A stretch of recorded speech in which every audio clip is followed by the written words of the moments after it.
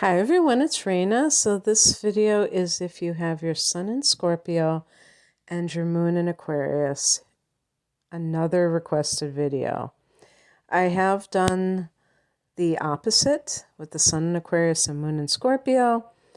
And I kind of laughed when somebody suggested this because I do think that this combination can produce somebody that has a very difficult time understanding themselves emotionally, even though Scorpio is one of the signs that is the most astute at psychological analysis. But perhaps, you're better equipped doing it for other people than for yourself, because you may find that you feel confounded by your emotional tendencies. So it goes without saying that Scorpio is an intense sign.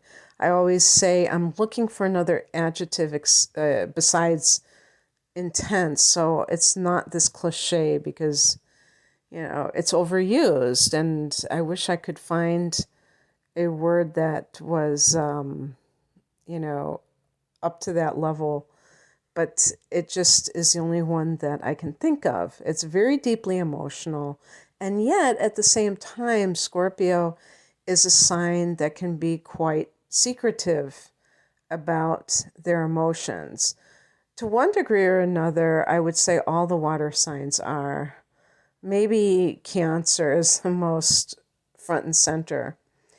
But Scorpio definitely has a reputation for being secretive, and this is in order to maintain your sense of control or power. And it's not necessarily that the Scorpio wants to control others. That would be the lower expression of Scorpio, but it wants to feel in control. And Scorpio can feel very out of control if they feel exposed, if they feel like everyone knows what makes them tick or what they have experienced. They fear that it will be exploited, it will be used against them. And so it's not uncommon for Scorpios to be very tight-lipped about their emotions, their thoughts, even their goals. They tend to be a rather closed book, unlike the sign that follows Scorpio, Sagittarius, which is more open to others. So when it comes to the moon sign, we're talking about the emotional nature. The sun sign is aspirational, so it will be sometimes aligned with the type of career that you find yourself attracted to and the way that you choose to shine your light on the world. With Scorpio, it's in a very mysterious kind of way that the person chooses to shine their light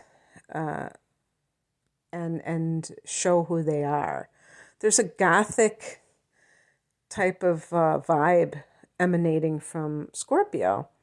And then you have the moon, which is more of the emotional or inner nature, and that is in Aquarius, this air sign. So you have this combination of water and air. It might as well be water and oil, because, or we typically say oil and water, because they are very very different in terms of their goals. An air sign wants to stay, air kind of is floating. It wants to stay above the fray. It doesn't want to get its hands dirty with those horrible, strong emotions.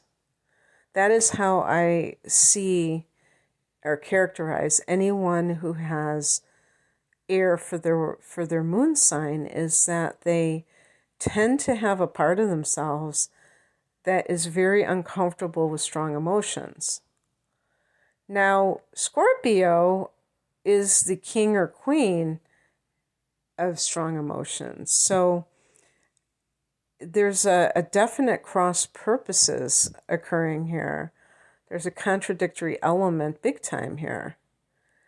And Scorpio wants to like totally immerse themselves in experiences and in other people. This is why Scorpio is so notorious for being like this obsessive character, including in their relationships, because that's the only way they can think of being.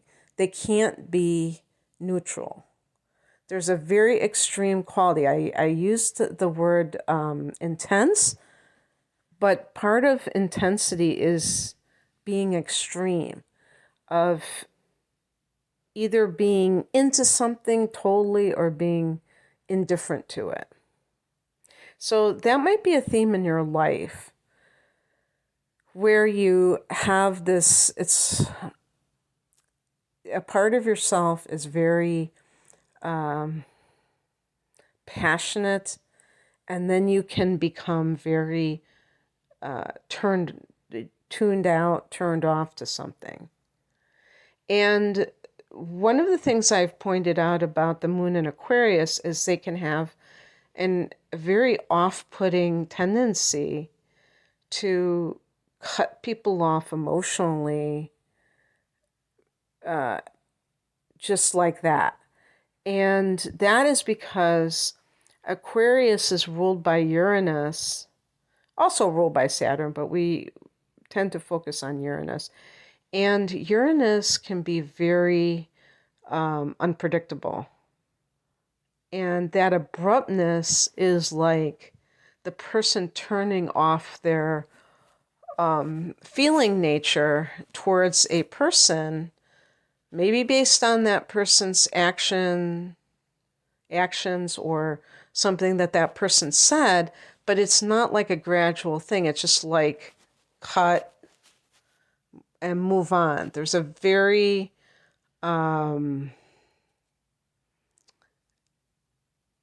like this sense of like the ability to just like drop something forever. In the Farmer's Almanac, and probably the Old Farmer's Almanac, they do different activities timed by the moon.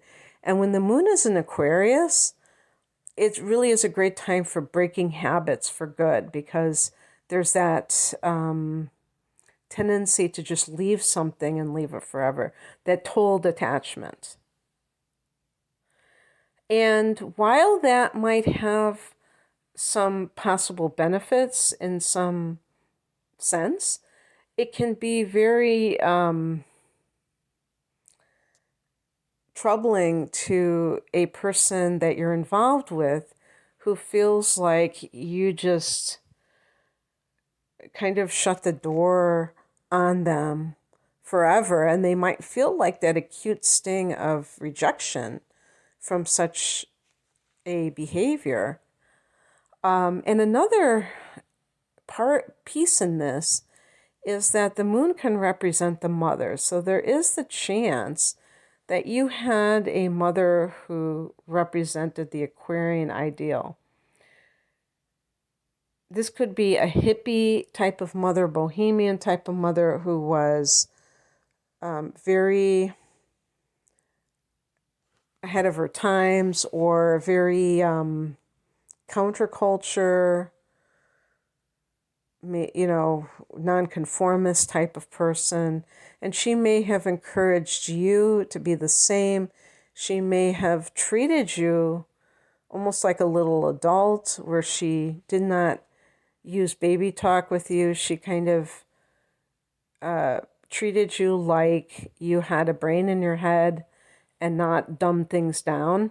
I actually once was on a bus when, I'm acting like that's some kind of a novelty. It's not, but I mean, one time I was sitting in a bus, and I was listening to a mother talk to her child.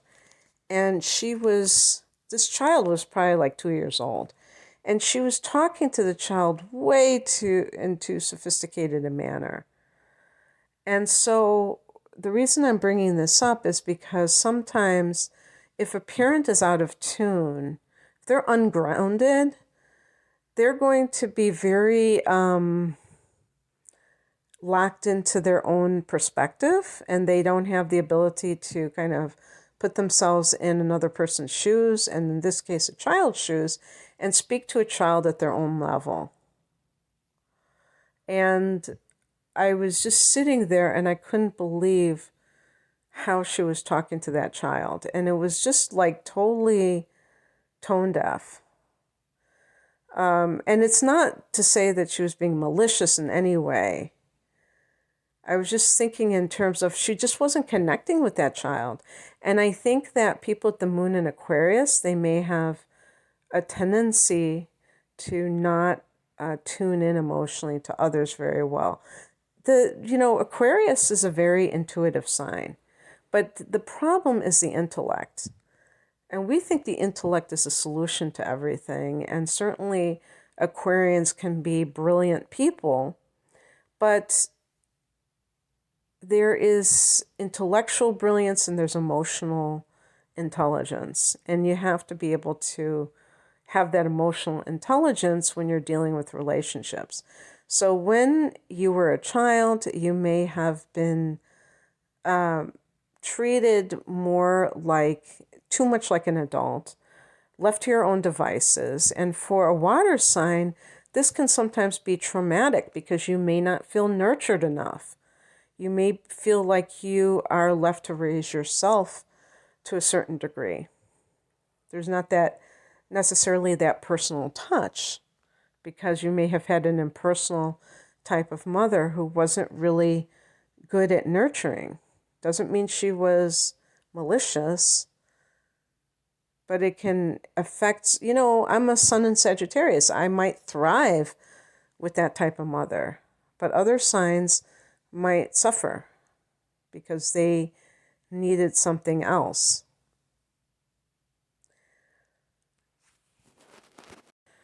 Because of this strange combination of sun and moon, which, by the way, these two signs square off to one another, to find out if your sun and moon square off, you have to consult the chart generator.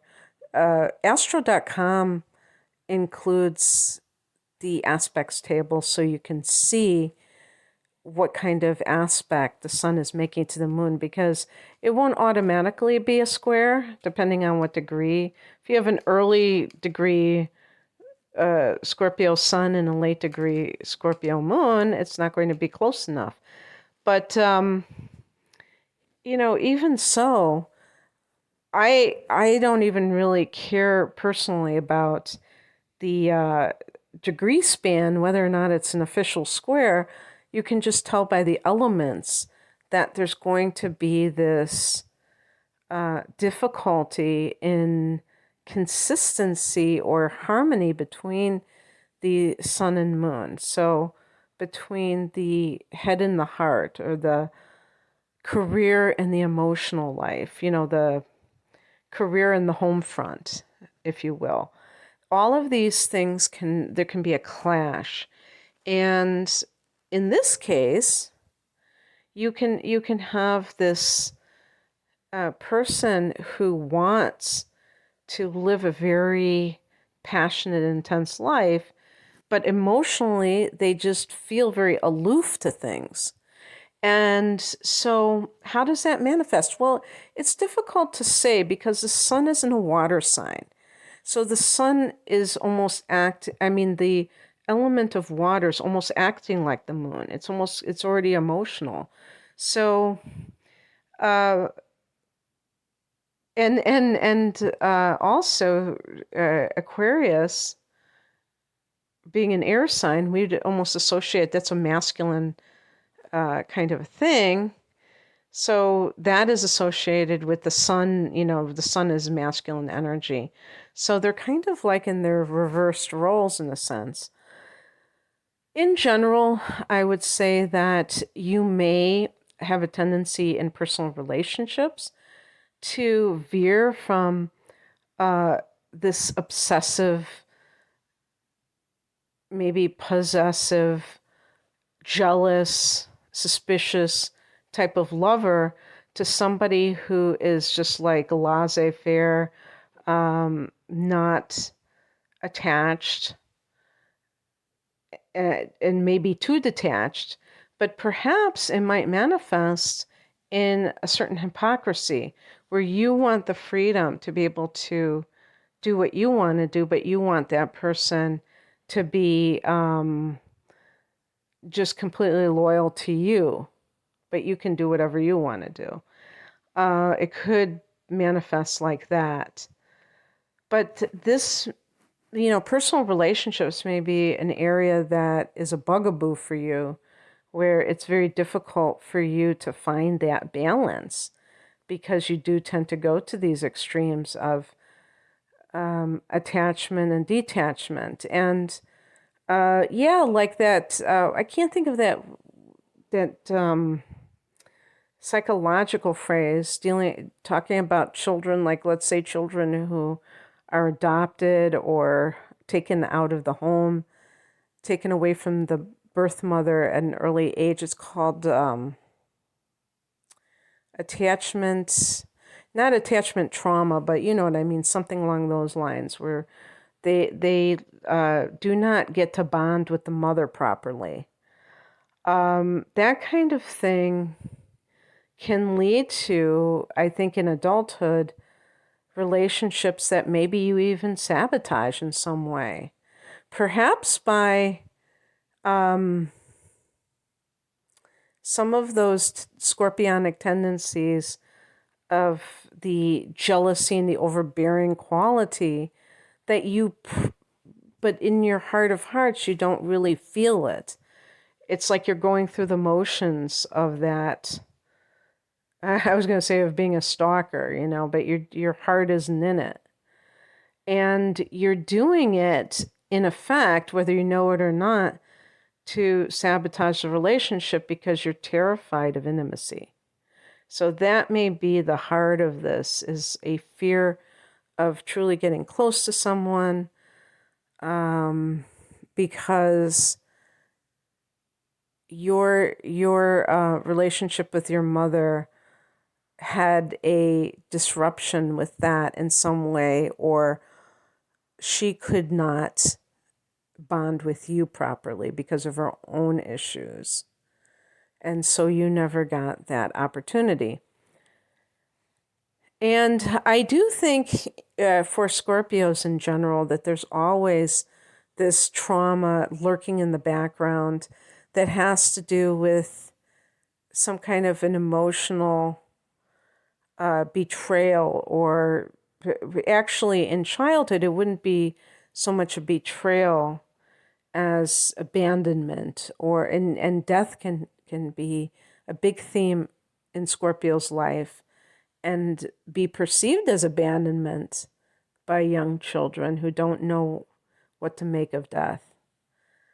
And, we as adults, we think that's absurd to blame a person for dying as if they did something to us. But a child can really feel that something like that is happening.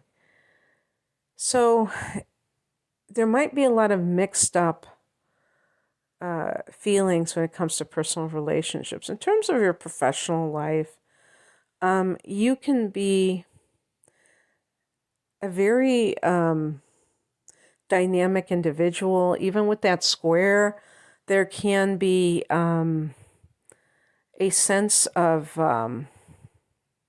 innovation, but also at the same time, like for instance, for some reason, I'm thinking of advertising, which is strange, but I just see like a billboard or something that the person comes up with this great ad campaign that is very it catches people's attention because it is so different. And I can't think of an example that would illustrate this, but Um, I think of Aquarius first and foremost as these concepts, these thoughts. And so that's why I think I was thinking of these catchphrases like an advertisement. But with Scorpio, it's that heart energy, the also the transformative uh, aspect of the higher version of Scorpio. There's that saying that the Scorpio can soar like an eagle.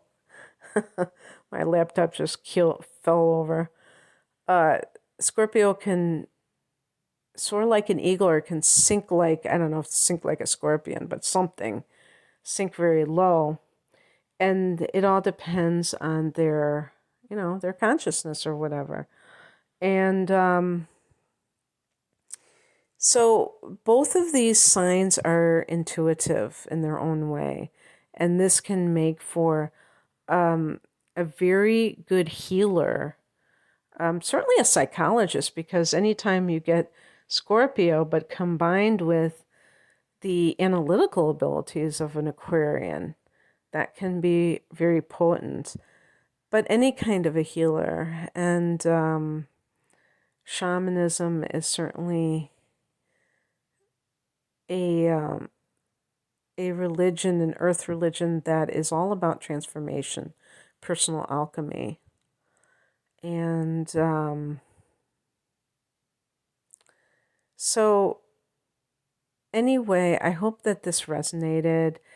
And thank you for listening. If you would like a personal reading, I have double readings, and I'm promoting these because I used to combine, analyzing the natal chart with transits, and it was an hour-long reading, and it wasn't thorough enough as far as I'm concerned. So I do have these 2-hour readings, and they are it's a special price rather than buying them individually.